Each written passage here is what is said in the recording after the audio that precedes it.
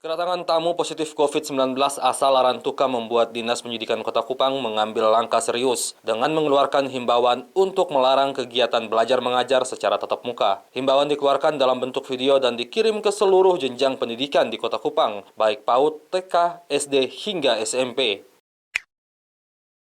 Kepala Bidang Pembinaan Dasar Oktavianus Naitboho mengatakan, semua elemen pendidikan baik sekolah negeri maupun swasta dari TK, SD, dan SMP untuk tetap melakukan proses belajar dari rumah. Metode yang digunakan adalah luar jaringan atau luring maupun dalam jaringan atau daring.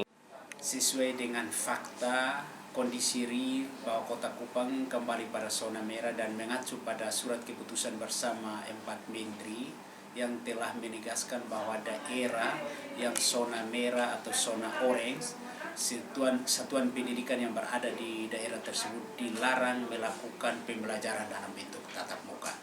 Nah, dalam kerangka itu kami sudah menegaskan untuk semua satuan pendidikan SMP, SD, dan PAUD yang ada di wilayah Kota Kupang kembali melanjutkan belajar dari rumah. Kami perlu sampaikan di sini bahwa ketika diumumkan Kota Kupang zona kuning yang katanya mengarah ke zona hijau, kami telah merespon dengan membuat surat ke sebuah sekolah SMP, SD, dan PAUD negeri maupun swasta untuk segera menyiapkan dalam rangka andaikan kita masuk zona hijau.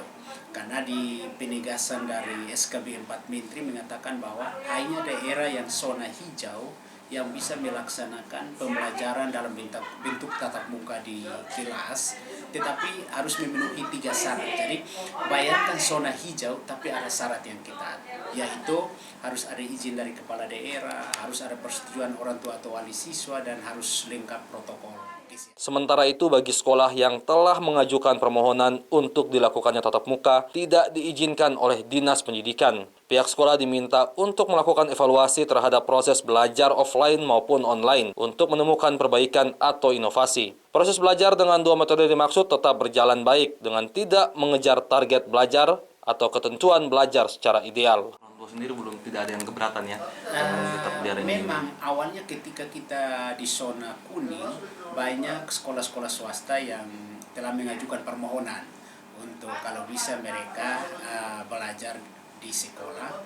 Tapi kami sudah mengundang dari pihak gugus tugas COVID Kota Kupang, dari Ketua Dokter Anak Indonesia Provinsi Nusa Tenggara Timur, kemudian dari Ombudsman, kami diskusi menjaring pendapat. Malah berkembang dalam situ dari dokter anak ini mengatakan bahwa justru siswa atau anak itu rentan terhadap penyebaran virus ini. Karena anak ini tidak paham benar yang namanya social distancing, kemudian penggunaan masker juga bagi anak itu juga kurang disiplin, sehingga ini mesti berhati-hati. Nah, atas dasar itu kami juga belum juga mengizinkan. Andaikan kemarin kita mengacu atau sampai di zona hijau pun juga tentu ada syarat ketat yang kami Rudolf, AFB TV melaporkan. Kami turun lakukan checklist kesiapan, apakah benar-benar sudah siap.